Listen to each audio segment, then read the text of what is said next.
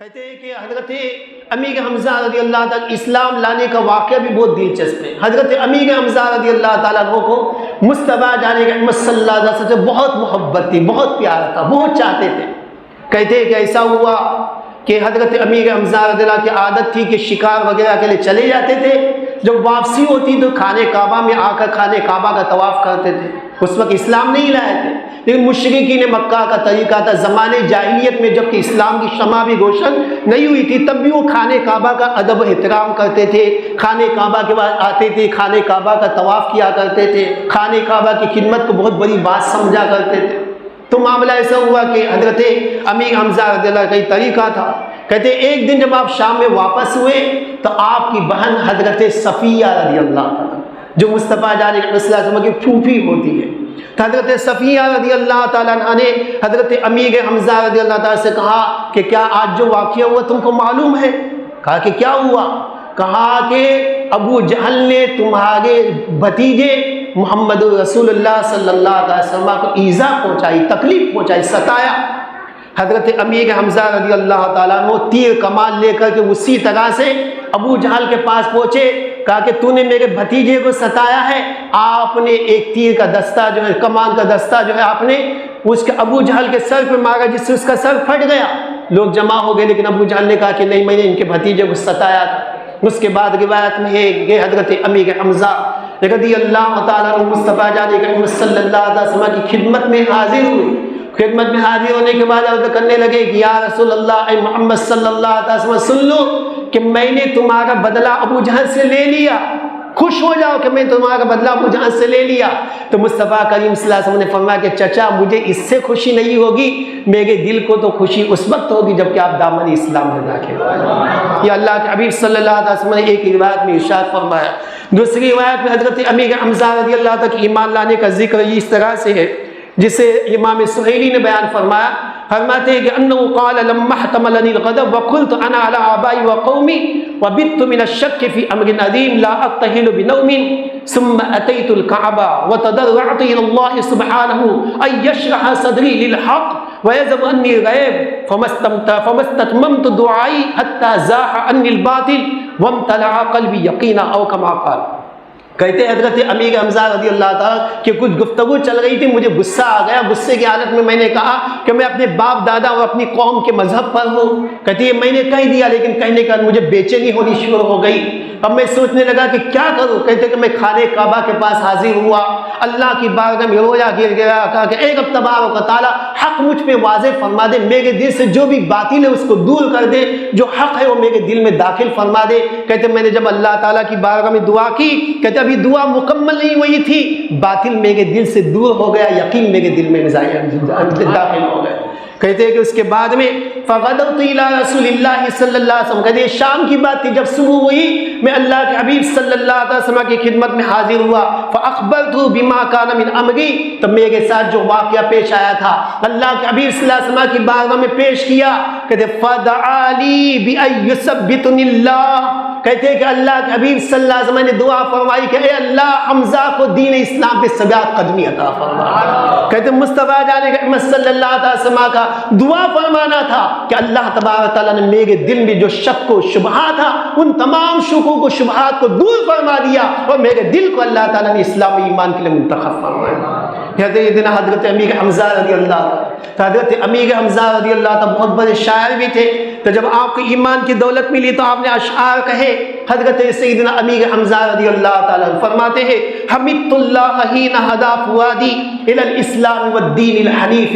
فرماتے حضرت امیر حمزہ رضی اللہ تعالیٰ کہ جس رب تبارک و تعالیٰ نے میرے دل کو اسلام کی ہدایت و توفیق عطا فرمائی، میں اس اللہ تعالیٰ کی حمد و ثنا بیان کرتا ہوں، میں اس اللہ تعالیٰ کی حمد و ثنا بیان کرتا ہوں۔ آگے فرماتے الدین جاء من رب عزیز خبیر بالعباد بہم لطیف، کہتے ہیں کہ اس دین پر میں ایمان لے آیا، اس دین کی اللہ نے توفیق دی جو دین کسی اور کی طرف سے نہیں بلکہ خود رب تبارک و تعالیٰ کی طرف سے دنیا میں آیا ہے۔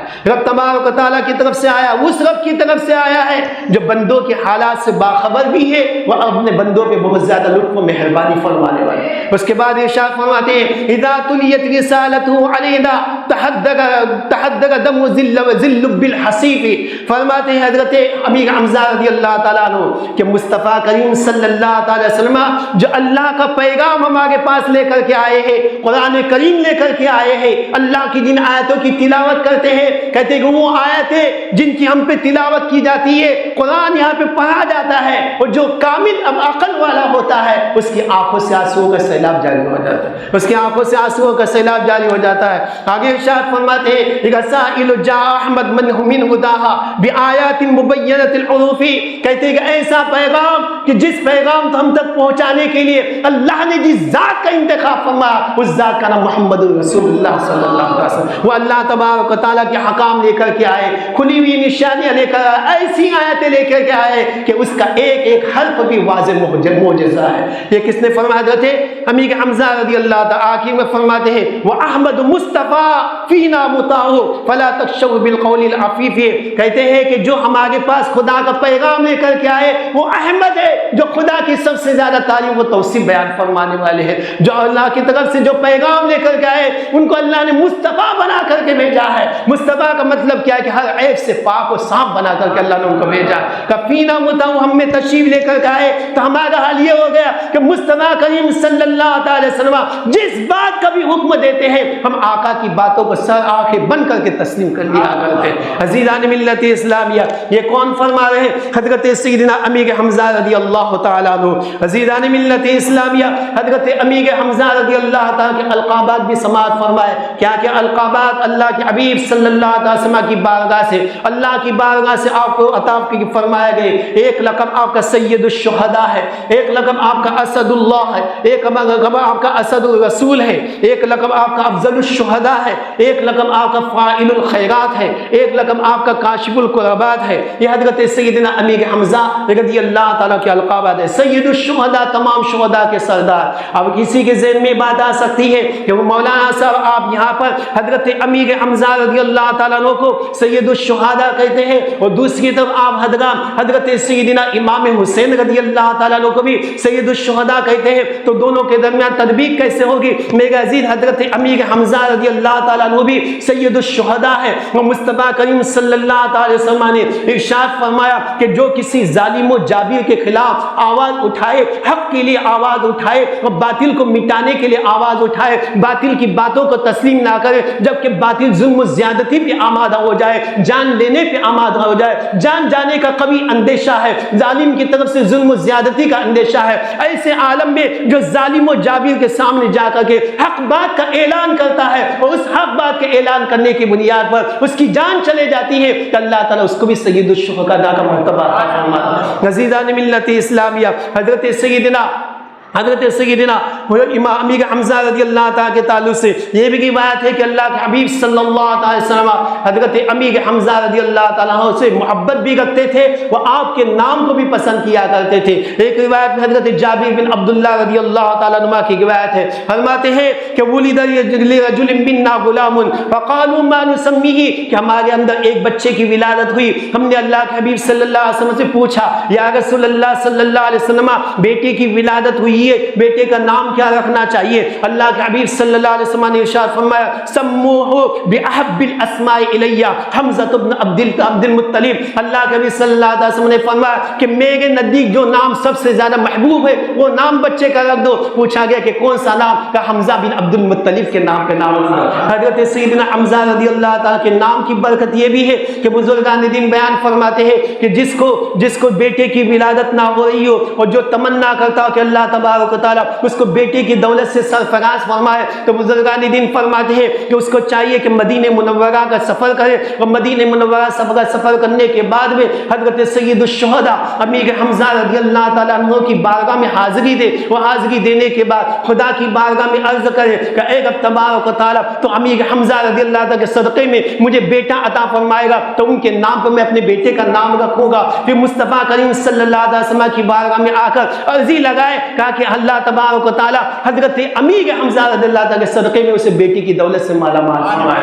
یہ حضرت سیدنا امیر حمزہ رضی اللہ تعالیٰ کی ذات کریمہ ہے. عزیزان ملت اسلامیہ، حضرت امیر حمزہ رضی اللہ تعالیٰ عنہ بھی ان خوش نصیبوں میں سے ہے کہ جنہیں اللہ تبارک و تعالیٰ نے حضرت سیدنا جبریل علیہ السلام کی زیارت کی بشارت عطا فرمائی، زیارت کا شرف عطا فرمایا. روایتوں میں ہے ان عمار ابن ابی عمار ان حمزہ ابن عبد المطلب قال یا رسول اللہ ارینی جبریل علیہ السلام فی صورتہ. کہتے ہیں کہ ایک دن حضرت سیدنا امیر حمزہ رضی اللہ تعالیٰ عنہ نے آقا کریم صلی اللہ علیہ وسلم کی بارگاہ میں عرض کی، یا رسول اللہ صلی اللہ تعالیٰ علیہ وسلم، جبریل علیہ السلام کو ان کی صورت میں دیکھنا چاہتا ہوں، جبریل علیہ السلام کو ان کی صورت میں دیکھنا چاہتا ہوں، یا رسول اللہ دکھا دیجئے. اللہ کے حبیب صلی اللہ علیہ وسلم نے ارشاد فرمایا انک لا تستطيع ان ترى، فرمایا کہ اے چچا جان سنو کہ تم انہیں دیکھنے کی طاقت نہیں رکھتے، تم انہیں دیکھنے کی طاقت نہیں رکھتے. دیکھیں آقا کریم صلی اللہ علیہ وسلم نے یہ نہیں فرمایا کہ میں دکھانے کی طاقت نہیں رکھتا، بلکہ مصطفیٰ کریم صلی اللہ علیہ وسلم ارشاد فرمایا کہ اے چچا تم انہیں دیکھنے کی طاقت نہیں رکھتے. قال بلا، کہا کہ یا رسول اللہ، یا رسول اللہ صلی اللہ علیہ وسلم آپ نے جو فرمایا حق فرمایا، فارینی، لیکن یا رسول اللہ جانتا ہوں کہ مجھ میں تو طاقت نہیں ہے، لیکن آپ میں دکھانے کی طاقت ضرور ہے، آپ میں دکھانے کی ضرورت ہے. قال بلا فارینی، یا رسول اللہ دکھا دیجئے، جلوہ دکھا دیجئے. فرماتے ہیں کہ اللہ کے رسول اللہ نے فرمایا فقعد، بیٹھ جاؤ. فرماتے حضرت امیر حمزہ رضی اللہ بیٹھ گئے. فنزل جبریل علیہ السلام علی خشبۃ کانت فی الکعبۃ یلقی المشرکون علیہا ثیابہم. کہتے ہیں کہ حضرت جبریل علیہ السلام تشریف لائے اور اس لکڑی کے پاس تشریف لائے جو لکڑی خانے کعبہ کے بعد میں ٹنگی ہوئی تھی. لوگ طواف کرنے کے وقت میں اپنے کپڑے وہاں پر لٹکایا کرتے تھے. کہا کہ وہ اس جگہ پہ حضرت جبریل علیہ السلام تشریف لائے. اذا طافوا، جب وہ طواف کرتے تھے تو اس وقت اپنے کپڑے وہاں پر لٹکایا کرتے تھے. فقال النبی صلی اللہ تعالی علیہ وسلم، اللہ کے حبیب صلی اللہ تعالی علیہ وسلم نے حضرت امیر حمزہ رضی اللہ تعالی سے ارشاد فرمایا ارفع طرفک، کہ اے میرے چچا اپنی نگاہ کو اٹھائیے، فانظر، نظارہ کر لیجئے، نظارہ کر لیجئے. تو کہتے ہیں کہ فتح طرفہ، تو حضرت سیدنا امیر حمزہ رضی اللہ تعالیٰ نے اپنی نگاہ کو اٹھایا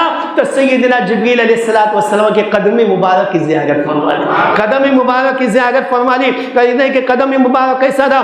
مثل زمرجد کی طرح تھا، کالزرع الاخضر، جیسے ہری بھری کھیتی لہلہاتی ہے اس طرح آپ کے قدم مبارک کی زیارت کی. فخر مغشیا علیہ، یہاں پہ قدم مبارک کی زیارت ہوئی، وہیں پہ بے ہوش ہو کے زمین پہ گر گئے. حضرت سیدنا امیر حمزہ رضی اللہ تعالیٰ عنہ. عزیزان ملت اسلامیہ، اس واقعے سے ایک بات بھی معلوم ہوئی کہ حضرت امیر حمزہ رضی اللہ تعالیٰ کا عقیدہ معلوم ہوا کہ جس چیز کی بندے میں خود ساخت و سقط نہیں ہوتی، لیکن مصطفیٰ اگر اسے کسی مقام پہ اگر سرفراز کرنا چاہے تو آقا کو اللہ نے طاقت و قوت عطا فرمائی ہے کہ مصطفیٰ جان رحمت صلی اللہ علیہ وسلم جسے چاہتے وہ مقام و مرتبہ عطا فرما دیتے ہیں.